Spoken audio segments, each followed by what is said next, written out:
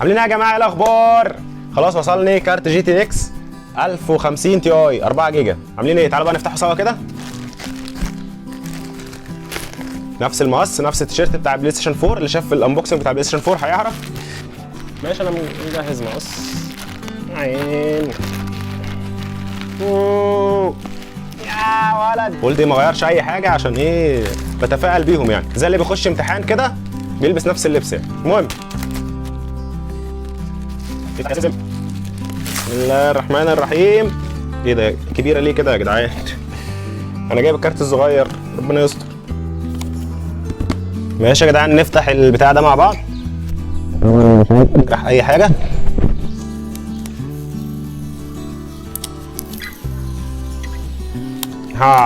اركن انت على جنب. بسم الله.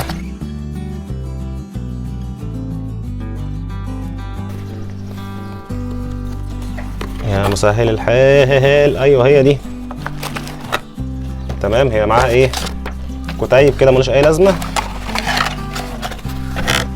ماشي، ودول فاضيين مفيش اي كابلات ولا اي حاجه.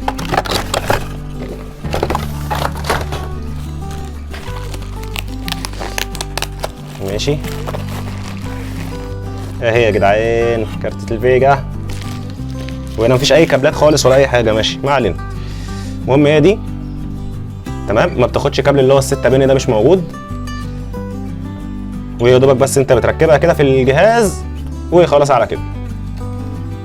طبعا في نسخ تانية بتبقى بمروحتين وهي المنتشره اكتر من دي يعني، بس انا جبت النسخه دي لان انا عندي ديسك توب، فدي هتبقى احسن ومش هتحتاج ولا 6 بن زي ما قلنا ولا 8 بن ولا الكلام ده كله. وكمان هي عامه الجي تي اكس 1050 تي اي ما بتسحبش باور قوي يعني، تقريبا 75 واط، فانت الكيس عندك لازم يبقى 300 واط.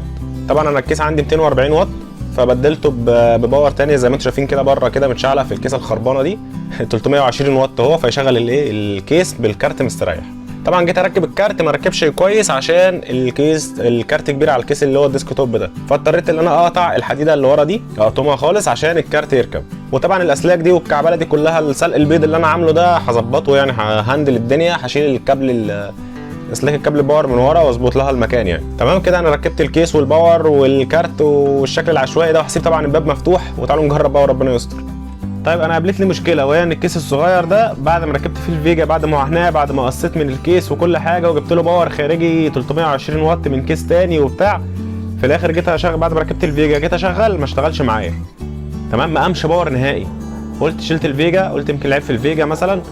اشغل باور ما بيقومش باور نهائي، قلت يمكن عيب في الباور. جربت الباور بتاعه الصغير اللي هو كان 240 واط الاصلي بتاعه، برده ما قامش. جربت الباورات دي في بورده ثانيه لقيتها اشتغلت عادي. المهم كلمت يعني واحد شغال في الاجهزه دي الاستيراد والكلام ده كله، فقال لي ان الجهاز بتاعك اللي هو الديسك توب اللي هو الصغير ده ما بيدعمش، او يعني الافضل انت ما تشغلش عليه الفيجات العاليه، يعني جي تي 1050 جي تي اكس 1050 بالنسبه له فيجا عاليه، فما تشغلوش عليها لان هو مش هيشتغل معاك وممكن اصلا البورده تحرق لا قدر الله. طب يا عم ايه الحل؟ المهم يعني بعد محاولات كده في البورده الحمد لله الجهاز اشتغل تاني. تمام، فانا بدلته بقى بجهاز بتاع اخويا، جهاز كوره فاف جيل ثالث، انا جهازي جيل رابع، فبدلته بجيل ثالث بس عشان هو ثور، وركبت في الفيجا ركبت بكل اريحيه وكل حاجه تمام، وجربت الفيجا اشتغلت معايا الحمد لله وكل حاجه. بس طبعا بعد ما طلعت روحي يعني، الفيجا جايه الساعه 11 الصبح، فضلت اجرب لغايه الساعه دلوقتي 10 الا تلت، يعني بقالي حرفيا بتاع 11 ساعه شغال في الموال الازرق ده، لغايه ما الحمد لله الاجهزه كلها اشتغلت وبدلت الهاردات ببعض، يعني ليله زرقاء كده كبيره. المهم هعرض لكم بقى قوه اداء الكارت على كذا لعبه. انا ما عنديش العاب كتير، بس هي في لعبه كراش 4 ولعبه جي تي اي 5 وكده وكام لعبه تانيين، هحاول كده اجربهم واوريهم لكم عاملين ايه شغالين ازاي. طيب انا جبت الكارت ده بكام؟ اهم حاجه الكارت ده جبته ب 4440 جنيه تمام، وجبته بالقسط وعلى فيزا واحد صاحبي، فاللي هو قسطته على سنه ونص هيتقسط بحوالي 4700 تمام، لان هو بيضيف فوائد، وهدفع في الشهر حوالي 260 وكسور كده تمام. بس فانا جبتها بالقسط يعني، وجربتها في الكيس بتاعي ما نفعتش، فجبت كيس تاني وليله جميله كده، بس الحمد لله في الاخر الدنيا اشتغلت.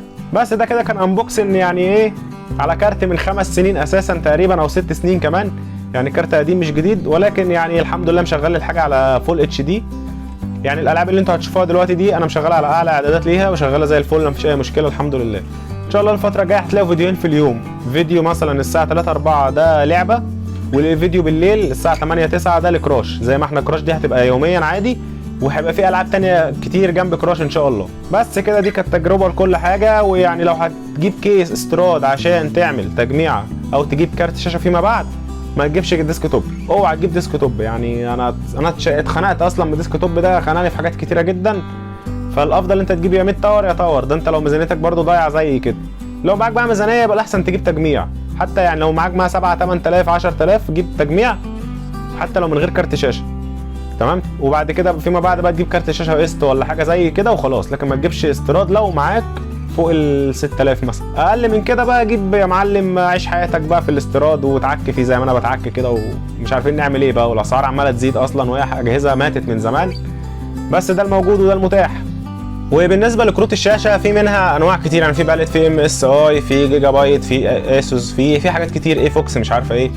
فانا بحثت على النت الصراحه عشان اشوف الفرق بين الحاجات دي، فلقيت الفرق بينهم بيفرق في الحاجات العاليه، يعني في النسخ العاليه الار تي اكس مش عارف 3060 و3080 الحاجات دي بتفرق، والمروحه بتفرق عن المروحتين عن الثلاثه والكلام ده كله. لكن في النسخ القليله اللي هي جي تي اكس والكلام ده كله مش بتفرق، يعني ده كلام انا شفته على اليوتيوب، انا مش خبره في الحاجات دي، انا لسه اول مره اجرب كارت شاشه عالي كده، هو مش عالي بس بالنسبه لي عالي يعني، فانا ما عنديش معلومه قوي، انا كل اللي بقوله لكم ده بناء على اللي انا شفته على اليوتيوب.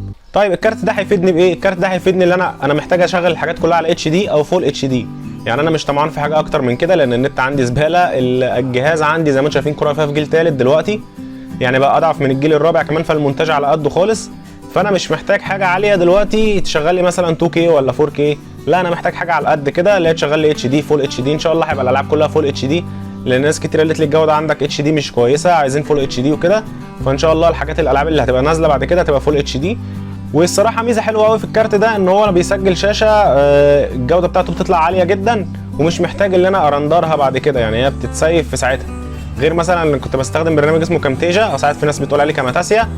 البرنامج ده بعد ما بتسجل شاشه بعد كده بتعمل له ريندر تاني وبياخد وقت طويل جدا، بعد كده بتحطه مع برنامج افتر افكت مثلا او سوني فيجاس او كده، فبيبقى وقت طويل. لكن هنا بيسجل الشاشه على طول، وبيسجل بجوده عاليه او جوده متوسطه او منخفضه حسب ما انت عايز يعني، بس الجوده بتاعته حلوه جدا. انا بركبه بعد كده بقى مع ايه، مع الفيديو بتاعنا، يبقى الفيديو اللي هو طالع انا بصورتي مع الفيديو اللعبه بيبقوا سهلين جدا بعد كده في السوني فيجاس اللي انا شغال بيه. ده غير كمان اللي هو في امكانيه ان انا اطلع بيه بث مباشر، فمش عارف ممكن بقى اجرب كده فيما بعد يعني باذن الله، ان انا اجرب بث مباشر. بيقولوا لي كده عايزين نطلع بث مباشر والعب انه لعبه مثلا، ممكن لما لعبه جديده تنزل مثلا نلعبها سوا او كده، مش عارف يعني، اكتبوا لي رايكم في التعليقات في النقطه دي. بس انا متحمس جدا بالكارت، دي خطوه جديده بالنسبه لي، هجرب العاب كتيره جدا ما كنتش هعرف اجربها من غير الكارت ده الصراحه.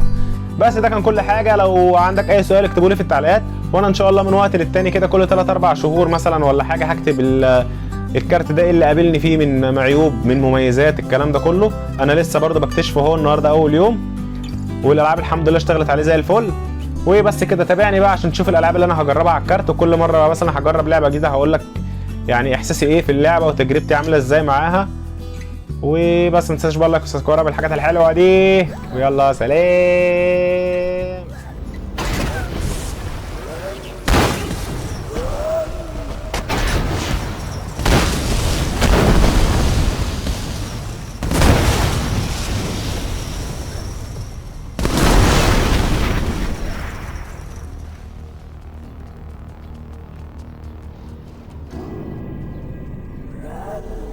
If you don't save yourself, you'll never save the others.